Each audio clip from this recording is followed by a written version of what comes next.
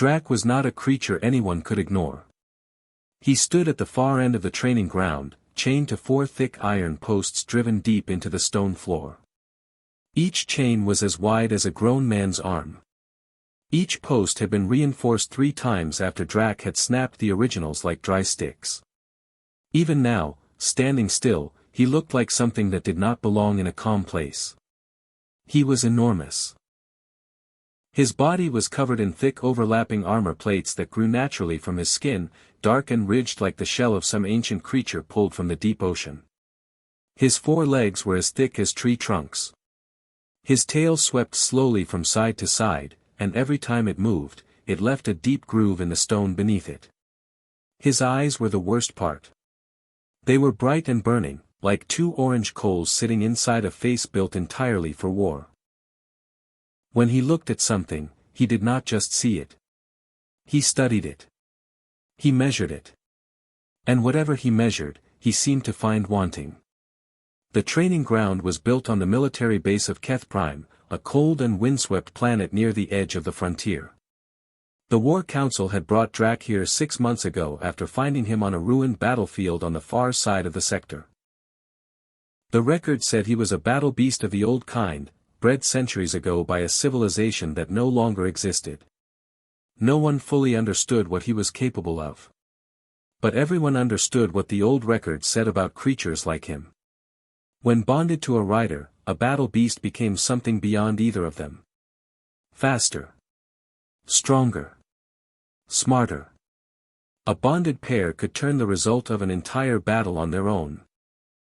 The War Council needed that. They needed it badly. The enemy had been pushing hard along the frontier for 2 years. 3 outposts had already fallen. The Council's best fighters were skilled and brave, but they were being worn down slowly. They needed something that could shift the balance. Something the enemy had not planned for. Drak was supposed to be that something. The problem was that no one could ride him. The first rider they sent was Commander Brel, a massive alien warrior from the Haven species. The Haven were known across the galaxy for their physical strength and their ability to break and bond war animals twice their size. Brel walked onto the field with his bonding rope and his steady eyes and his years of experience, and Drak threw him into the far wall before he got within 10 steps. Brel spent 2 weeks in the medical ward. The second rider was a Vorn scout named Sean, small and fast, someone who specialized in stealth bonding, approaching animals from their blind side and building trust slowly. Drak found him before he got halfway across the field and pinned him to the ground with one enormous foot. Sean walked away with 4 broken ribs and a deep respect for the beast he had underestimated. After that, 5 more warriors tried. Then 3 more after that. Some lasted longer than others. One actually managed to place a hand on Drak's flank before being flung across the yard. But not one of them got close enough to do what bonding actually required, which was to sit with the beast, to be accepted, to be chosen. By the 4th month, the council was running out of options and losing patience. They brought in specialists. They tried tranquilizer compounds mixed into Drak's food. Drak did not eat the food. They tried sound-based calming devices used on large war animals across 14 different species. Drak destroyed 2 of them with his tail and ignored the 3rd. They tried keeping him in darkness for 3 days to see if exhaustion would soften him. When they turned the lights back on, he looked exactly the same as before, except angrier. The senior commanders stood at the edge of the training ground every morning and watched and argued and pointed and shook their heads. They used words like unbreakable and unrideable and wasted resource. Some of them had already started talking quietly about whether Drak should simply be put down. He was dangerous. He was expensive to keep. And if no one could bond with him, he was useless to the war effort. Lena heard all of this from the back of the crowd. She was not supposed to be at those morning meetings. She was a field medic attached to the base, and her job was to treat the soldiers who came back from the frontier with wounds that needed cleaning and bones that needed setting. She was 24 years old. She was from a small town in the north of England on a planet called Earth, which most of the alien species on the base had barely heard of and cared about even less. She was not tall. She was not loud. She did not carry weapons or wear rank insignia or speak in the sharp confident tones that the senior commanders used when they talked to each other. Most days, people on the base looked straight through her. But Lena had been watching Drak for weeks, and she had noticed something that none of the commanders or warriors or specialists seemed to have noticed. Or perhaps they had noticed and simply did not care, because caring about it did not fit the way they thought about war animals and battle and strength. Drak was not raging. He was hurting. She had seen it first on a Tuesday morning 3 weeks ago. She had been cutting across the edge of the training ground on her way to the medical block when she happened to glance toward the beast. He was standing still, which was unusual. Most mornings he paced. But that morning he was standing with his weight shifted slightly to one side, favoring his left flank. It was a small thing. A tiny adjustment in the way he held himself. But Lena had spent 3 years watching people and creatures carry pain in their bodies, and she knew what it looked like. She had watched more carefully after that. She watched the way he moved in the mornings before the warriors arrived. She watched which positions he avoided. She watched the way his breathing changed when he turned a certain way. She watched his eyes. And the more she watched, the more certain she became. There was something wrong with his left side, deep beneath those armor plates where no one had thought to look. Something that had not been treated. Something that had been hurting him for a long time, maybe since before he arrived on Keth Prime, maybe from the battlefield where they had found him. Every warrior who walked onto that field walked on as a threat. They came with ropes and commands and the energy of someone trying to take control of something. And Drak, already in pain, already exhausted from months of captivity, met every one of them the only way a wounded creature in a strange place knows how to meet a threat. With everything he had. Lena stood at the back of the crowd that morning and listened to the commanders talk about putting him down. She looked past them at Drak, standing at the end of his chains with his burning eyes and his slow, heavy breathing. She made a quiet decision. She was going to go out there. Not today. She needed to prepare. But soon. She was going to walk out onto that field with her medical kit and nothing else, and she was going to help him. Lena did not sleep well the night before. She lay on her narrow bed in the medic quarters and stared at the ceiling and thought about what she was planning to do. She had treated soldiers with deep wounds. She had worked in field tents while explosions shook the ground outside. She had held the hands of people who were not going to make it and stayed calm while she did it. She was not someone who frightened easily. But Drak was not a wounded soldier. He was not a person asking for help. He was a creature the size of a small building who had put 8 trained warriors in the medical ward without appearing to try very hard. Walking out onto that field was not a small thing. It was possibly the most dangerous thing she had ever considered doing. She thought about it for a long time in the dark. Then she thought about the way he stood. The way his weight shifted to one side. The way his breathing changed when he turned. The way his eyes, bright and burning as they were, sometimes went somewhere else for a moment, somewhere far away and private, in the way that eyes do when the body they belong to is carrying something heavy. She got up before dawn and packed her medical kit carefully. She brought everything she thought she might need. Cleaning solution. Wound packing. Anti-infection compound that worked across multiple species. Bandaging. A small light. A pair of long-handled instruments for working in tight spaces. She did not bring anything that looked like a weapon or a restraint. She did not bring a rope or a bonding collar or a calming device. She packed only the things that were meant to help. She ate a small breakfast alone in the empty canteen and then she walked to the training ground. She arrived before anyone else. The sky above Keth Prime was pale gray and the wind was cold and the training ground was quiet. Drak was at the far end of the field, standing in the same spot he always stood in. He was not pacing. He was watching her. She stopped at the edge of the field and looked back at him. He was enormous from far away. Up close, she knew, he would be something else entirely. She took a slow breath and let it out. Then she stepped through the gate and onto the field. She did not walk fast. She did not walk with purpose or confidence or any of the things that warriors walked onto that field with. She walked the way she walked when she was approaching a patient who was frightened. Slowly. Quietly. Without any sudden movements. Her hands were visible at her sides and she held the medical kit loosely, not gripping it, not making it look like something threatening. Drak watched her come. His tail stopped moving. His head lowered slightly. His eyes tracked her with absolute focus. She could feel the weight of his attention on her like something physical, like standing in front of a light that was very bright. She kept walking. Behind her she heard voices. She had not noticed the warriors and commanders arriving, but they were there now, gathering at the edge of the field the way they did every morning. She heard someone say her name sharply. She heard someone else say something in an alien language she did not fully understand but that had the clear tone of disbelief. She did not turn around. She kept her eyes on Drak and kept walking.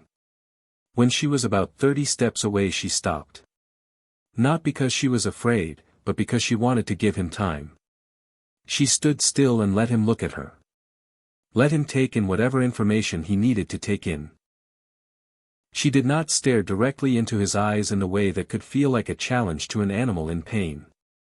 She looked at him the way she looked at patients sometimes, openly but not aggressively, with a kind of quiet attention that said she was there and she was not leaving and she was not going to hurt him. Drak did not charge. He did not rear back.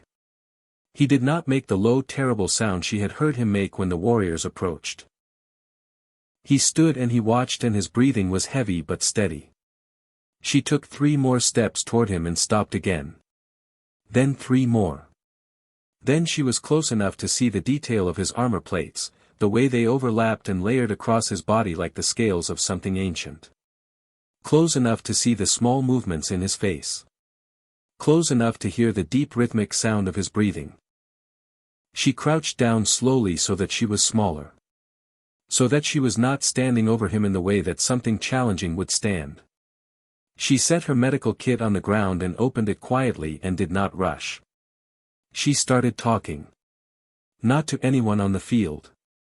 Not to the warriors watching from the gate. She talked to Drak. Quietly and simply, the way she talked to patients when she was working on them and wanted them to feel that someone was present and paying attention. She told him she was not there to fight him. She told him she had noticed he was hurting. She told him she was going to try to help if he would let her, and that if he wanted her to stop at any point she would stop. She did not know how much he understood. But she believed that tone carried even when words did not. Drak lowered his head another inch. She moved to his left side. Slowly. Carefully.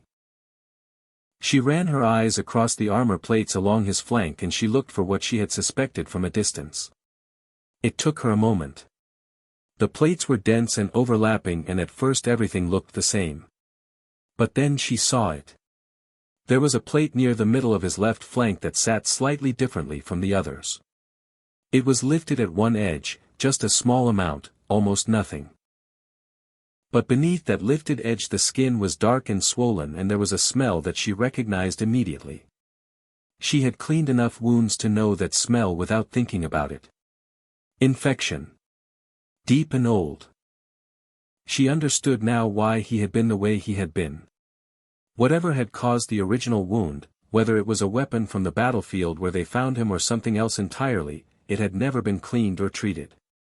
It had been left beneath that armor plate for weeks or longer, getting worse, hurting more, making every movement painful and every stranger who approached feel like a threat to something already damaged. She reached out and placed her hand very gently on the plate beside the wound. Not on the wound itself. Just beside it. She felt him tense. She stayed still and kept talking softly and waited until the tension eased slightly. Then she began to work. She used her long-handled instrument to carefully lift the edge of the plate and hold it clear. She brought her light in close and looked at the wound properly for the first time. It was bad.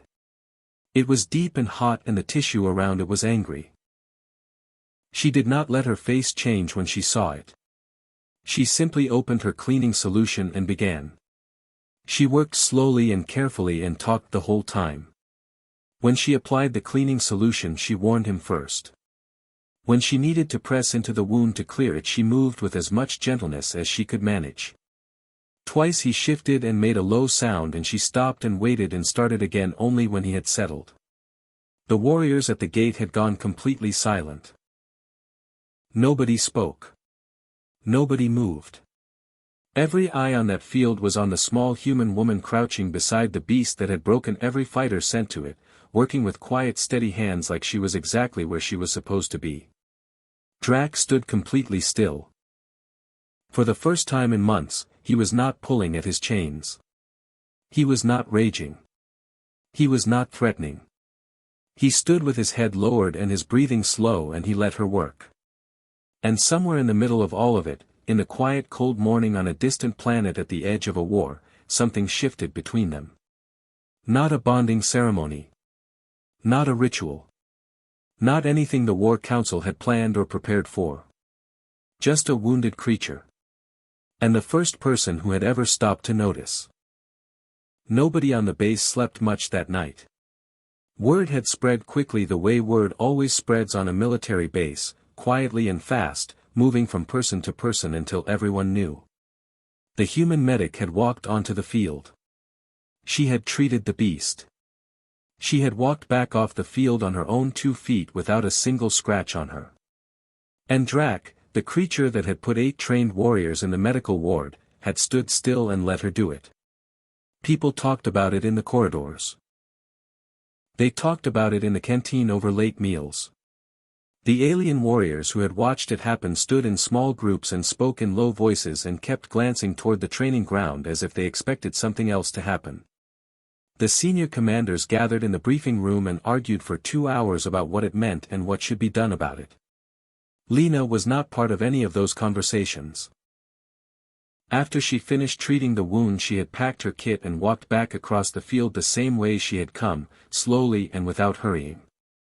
She had nodded to the watching crowd at the gate in the polite way she nodded to people in corridors, and then she had gone back to the medical block and written up her notes on the wound the same way she wrote up notes on any patient. Depth of infection. Treatment applied. Follow-up care required. She had eaten dinner alone and gone to bed early because her hands were tired and her knees ached from crouching on cold stone. She had not expected what she found when she woke up. It was still dark when she heard the sound outside her window. A low steady sound, deep and rhythmic, like something very large breathing slowly in sleep.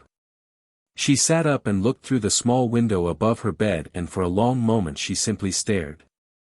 Drak was outside.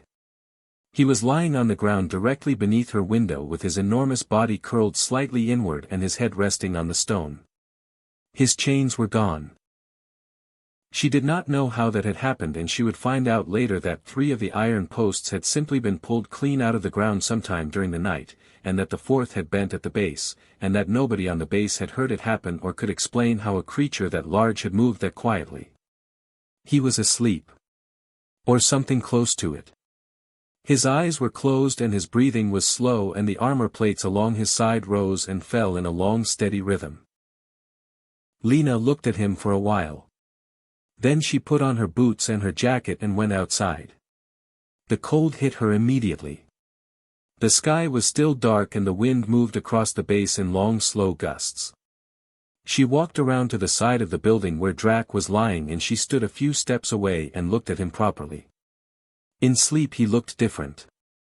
The tension that lived in his body during the day was gone. He looked very large and very tired and very old, in the way that creatures look when they have been carrying something heavy for a long time and have finally been given a moment to put it down. She sat down on the ground near him and leaned her back against the building wall. She did not know how long she sat there. Long enough for the sky to start going gray at the edges.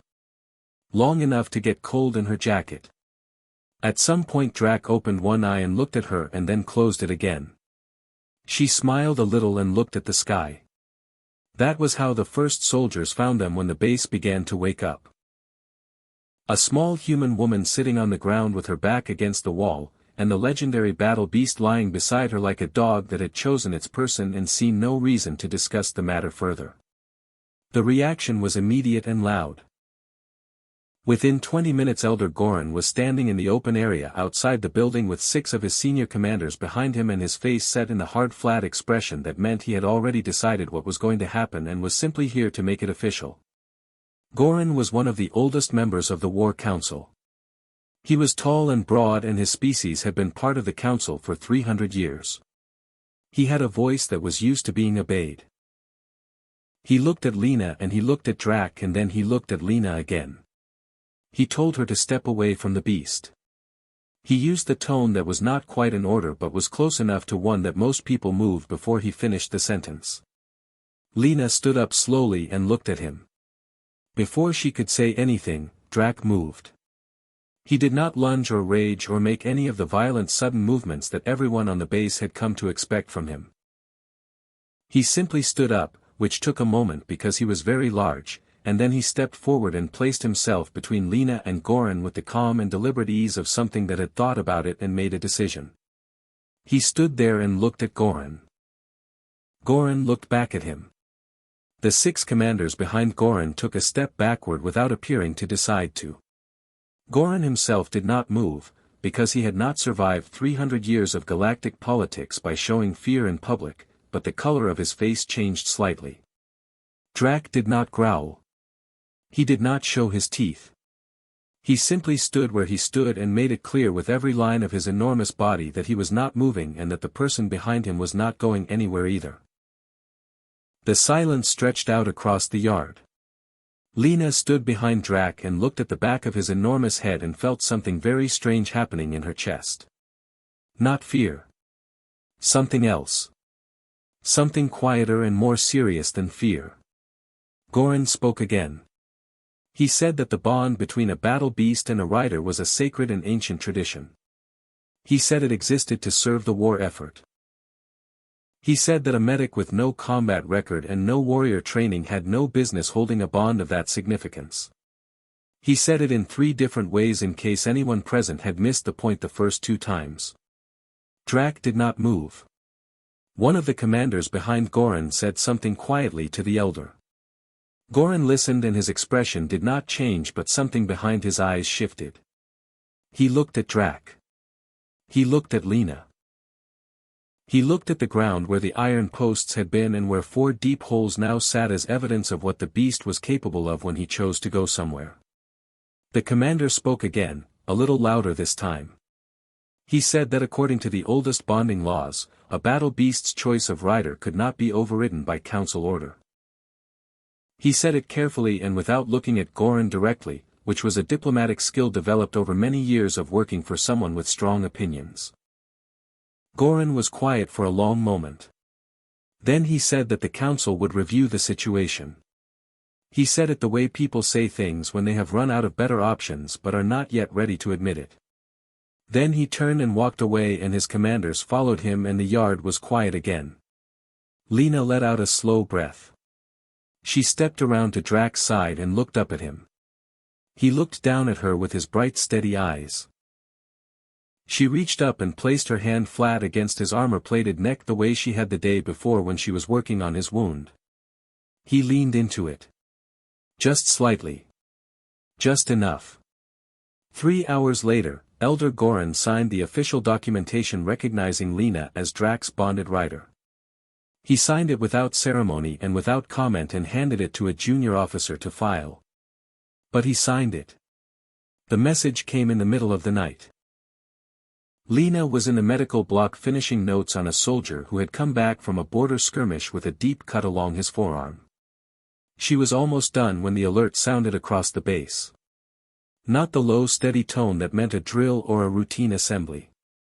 The sharp fast tone that meant something real was happening right now and everyone needed to move. She capped her pen and stood up. The corridors were already filling with soldiers moving quickly and speaking in clipped urgent voices. She caught pieces of what they were saying as she moved through them. Kethvar, Eastern Frontier. 3 enemy divisions. Ground assault. The words landed one after another like stones dropped into still water.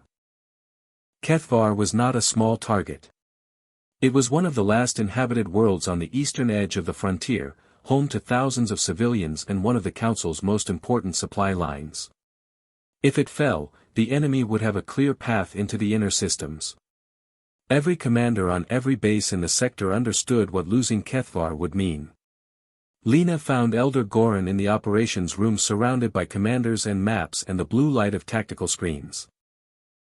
He saw her come in and he looked at her for a moment with an expression she could not quite read. Then he told her to get Drak ready. She did not waste time asking questions. She nodded and turned and went. Drak was outside her building the way he always was now. He had taken to sleeping there every night, which the base had quietly accepted the way people accept things that are clearly not going to change. He was already awake when she came around the corner. She did not know if he had heard the alert or felt the change in the energy of the base or simply knew the way some creatures seem to know when something is coming. He was standing and watching the direction she came from, and when he saw her his tail moved once, slowly. She went to him and put her hand on his neck. She told him where they were going. She did not know how much he understood in terms of words. But she told him anyway, quietly and clearly, because she believed he deserved to know. She told him it was going to be loud and dangerous and that she was going to be with him the whole time. She told him she trusted him and that she needed him to trust her back. He lowered his head and held still. She checked his wound first. It was healing well. The swelling had gone down and the skin beneath the plate was clean and cool. She pressed gently around the edges and he did not flinch. She nodded to herself and began preparing him for what was coming. She did not use a saddle or a harness in the traditional warrior style. The council equipment officers had offered her the full bonded rider kit, the heavy reinforced seat, the command reins, the signal spurs. She had looked at all of it and taken almost none of it. She took a simple riding pad for her own comfort and a set of lightweight signal bands that she attached to her hands and arms. The signal bands were her own idea. She had made them with the help of a young engineer on the base named Pete who had thought she was joking at first and then realized she was not and helped her anyway. The bands worked by touch and pressure. Different movements of her hands sent different signals along a conductor line that ran to a small contact point behind Drak's left ear, somewhere the armor did not cover, somewhere the skin was thin enough to feel. She had spent 2 weeks teaching him what each signal meant. Left turn. Right turn. Slow. Stop. Forward. She had done it the same way she did everything with him. Patiently. Quietly. Without forcing anything. And he had learned. The transport took them to Kethvar in just under 2 hours. When the bay doors opened, the noise hit her like a wall. There was weapons fire in the distance, a constant low thunder of it, and smoke rising from 3 places on the horizon and the ground vehicles of the council's infantry moving across the plain below in tight formations. The sky was gray and heavy with cloud and the wind smelled like burning. Lena sat on Drak's back and looked out at it. She felt him tense beneath her. The noise, the smoke, the chaos of a battlefield in motion. She pressed her hand flat against the side of his neck and kept it there. She did not say anything for a moment. She just let him feel her there. Steady. Present. Not afraid. Slowly, the tension eased. A field commander named Ray met them at the edge of the landing zone. He was a broad, serious man who had been fighting on the frontier for 6 years and had the face of someone who had stopped being surprised by most things. He looked at Lena sitting on Drak's back with her simple riding pad and her signal bands and her calm expression, and he looked like he wanted to say something but decided against it. He pointed to the eastern line instead. The enemy had pushed through a gap in the Council's defense and 3 of their heavy units were driving hard toward the main settlement. If they reached it in the next hour, the civilian evacuation would not be complete. He needed something to hit those units hard and fast and push them back long enough for the evacuation to finish. Lena looked at the eastern line. Then she looked at the smoke and the distance and the shape of the ground between here and there. She pressed a signal to Drak. Forward. He moved. She had known he was large. She had known he was powerful. She had treated his wound and slept near him and ridden him across the training ground at a walk. But she had not known what he was until she felt him move across open ground at full speed with nothing holding him back. He was extraordinary. He covered the ground at a pace that made the soldiers near the landing zone stop and stare. His armor plates shifted and locked into a tighter configuration as he ran, closing gaps, layering over each other in a way that she now understood was something his body did automatically when he was preparing for impact. His head went low. His legs drove into the ground with a force she could feel in her whole body. He was not running the way an animal runs when it is frightened or fleeing. He was running the way something runs when it has chosen a direction and intends to arrive there. She guided him with her signals. Small adjustments. A press left, a press right, a gentle slow when she needed him to change his angle. He responded to every one of them instantly and precisely. There was no fighting between them. No pulling or correcting or arguing. Just communication. Just 2 beings moving together toward the same place for the same reason. They hit the first enemy unit from the eastern flank. What happened next was something the soldiers who watched it would talk about for a long time afterward. Not because it was gory or dramatic in the way battle stories usually are.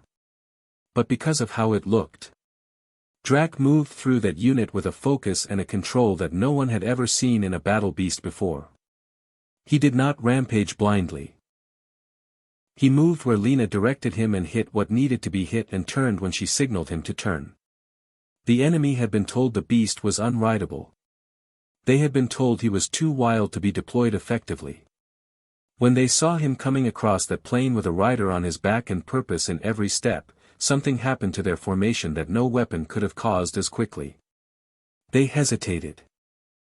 And then the second unit saw him. And then the third.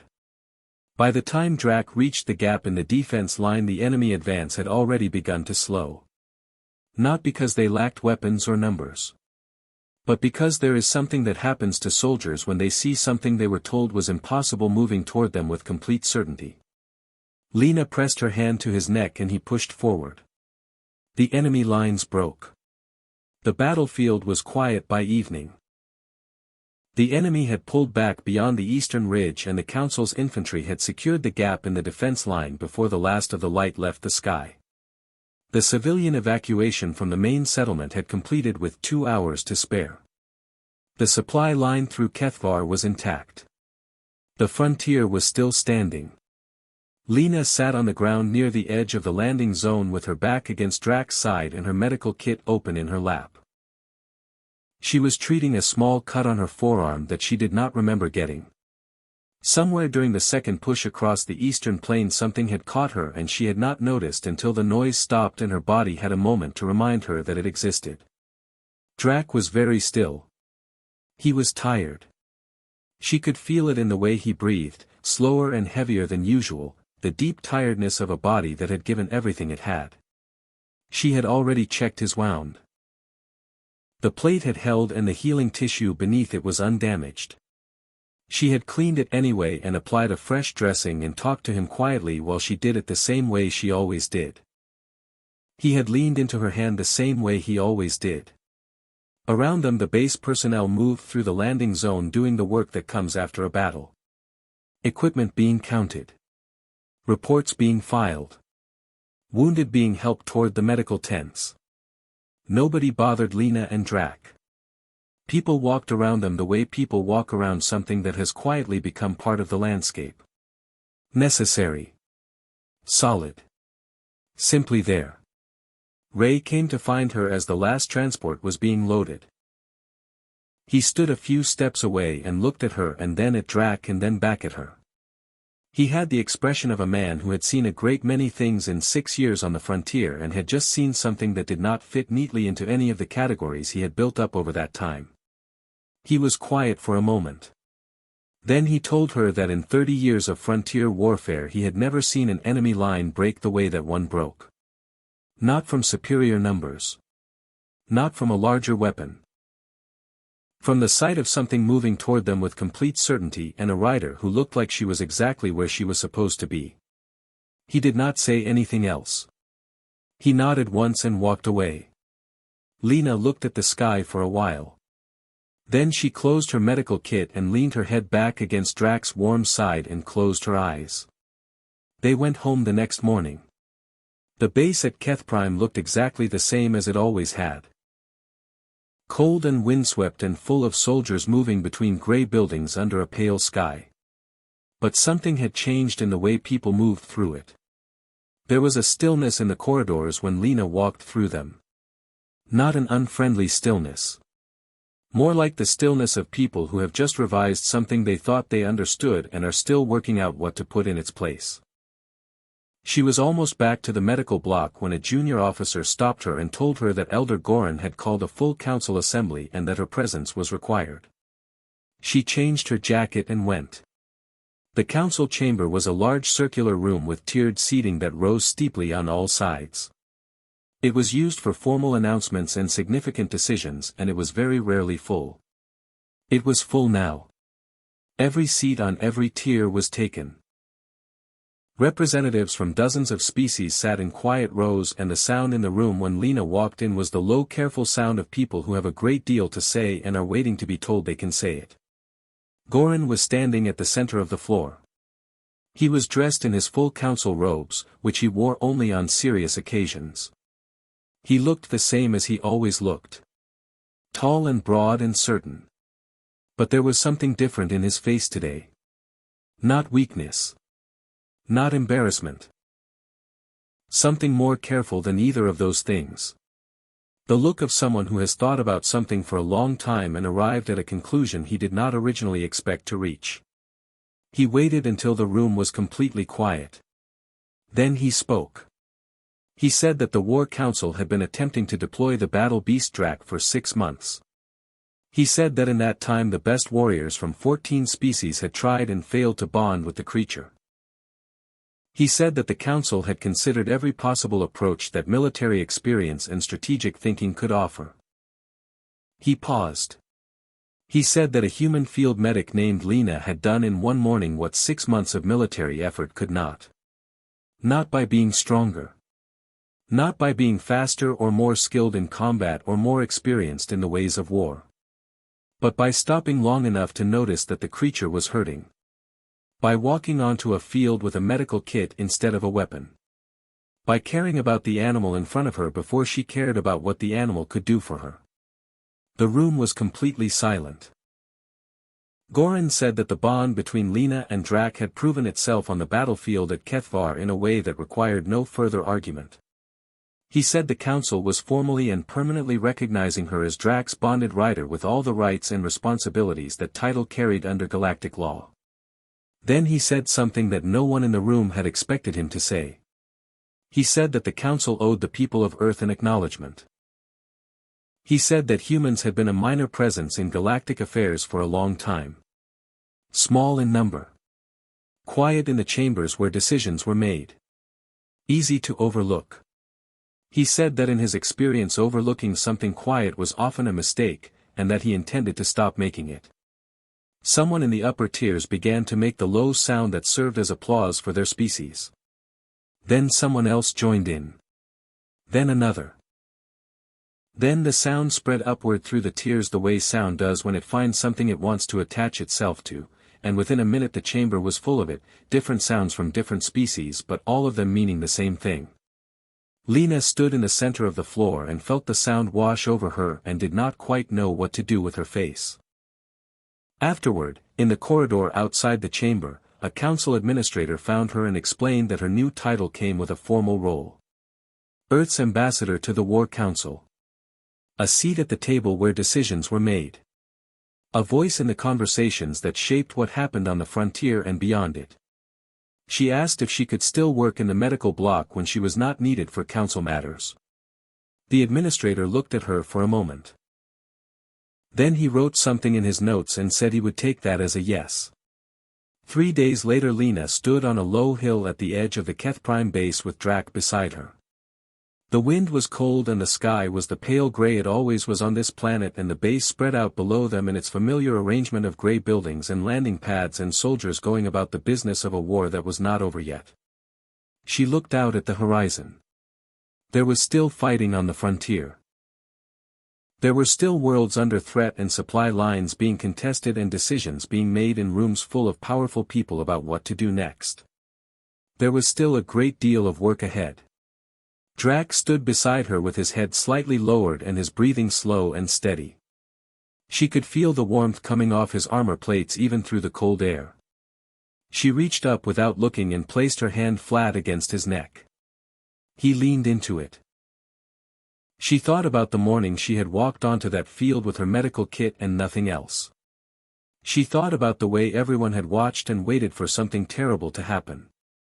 She thought about the wound she had found beneath the armor plate and the way the great beast had gone still when someone finally stopped to help him. She thought about how simple it had been, in the end.